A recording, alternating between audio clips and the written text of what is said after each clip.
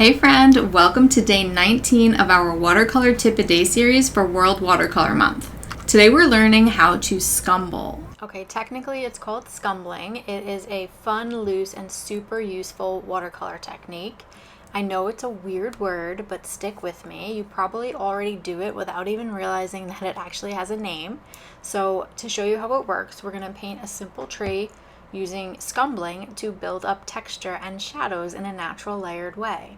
So we're going to start with the general shape of the foliage. I'm just painting a big soft blob with light green.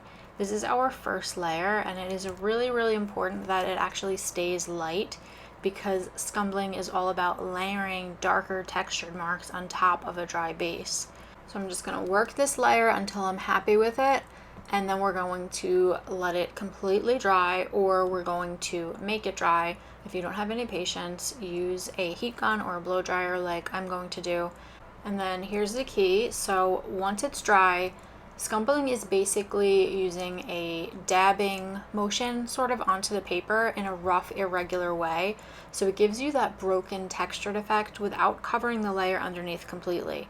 So you can sort of stamp, drag, flick, tap, just keep it loose and organic. And I know it sounds easier said than done, but try not to overthink it. So you see how I'm just sort of dabbing and I'm building up a little bit of darker layers in this layer. Now this won't be my final layer. I'm going to go back in after this and add even darker layers. But now you see that I'm starting to build up depth, and notice how I'm not painting everything. I'm leaving little gaps and I'm letting the light shine through and just layering texture where I want shadows or shape.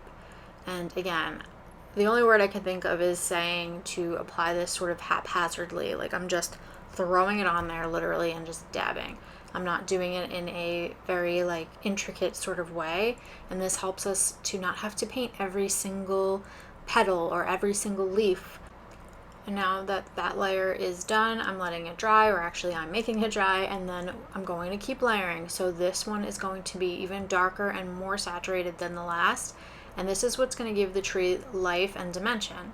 I absolutely love this technique because it's sort of thoughtless and you still can get some really great pieces just by doing this.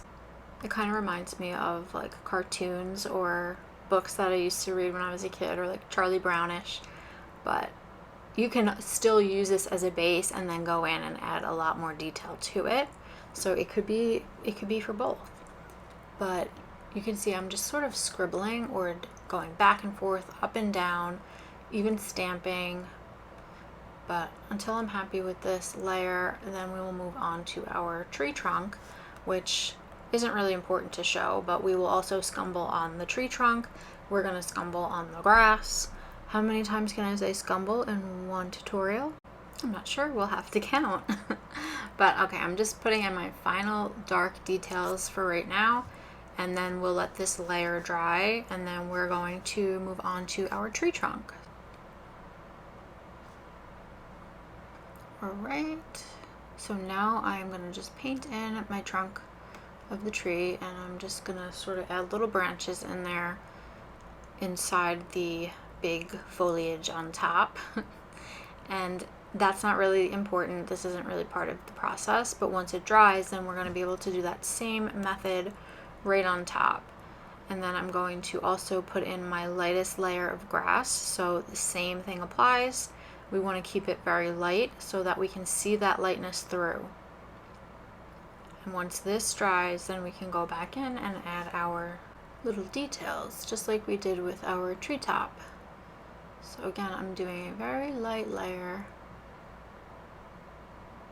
and just blending it until I'm happy with my layer, letting it dry. And as that dries, I'm going to just go into the tree trunk and I'm doing the same motions, just a bit more vertical and texture to suggest bark. Same idea, sort of a dryish brush, loose movement, and then we're just building interest. And this makes it so we don't have to paint every single detail of the tree bark. And then for the grass, again, no need for perfection. I'm just putting in some strokes here just to give a sense of movement, a little bit more up and down and rough texture.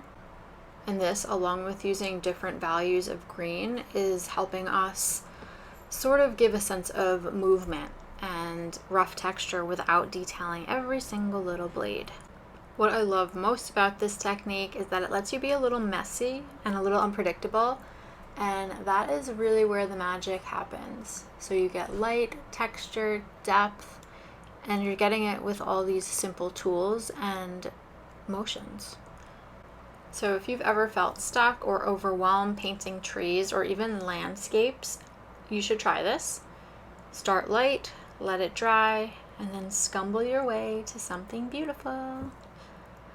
But yeah, I'm just adding in my final details.